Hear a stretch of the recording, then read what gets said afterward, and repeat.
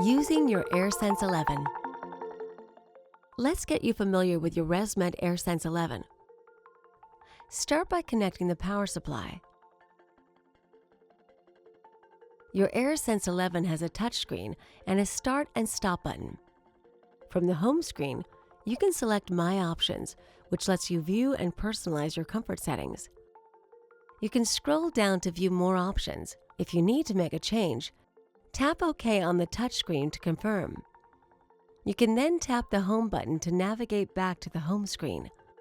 My Sleep View automatically generates a summary of your last therapy session when you wake up and press the Stop button.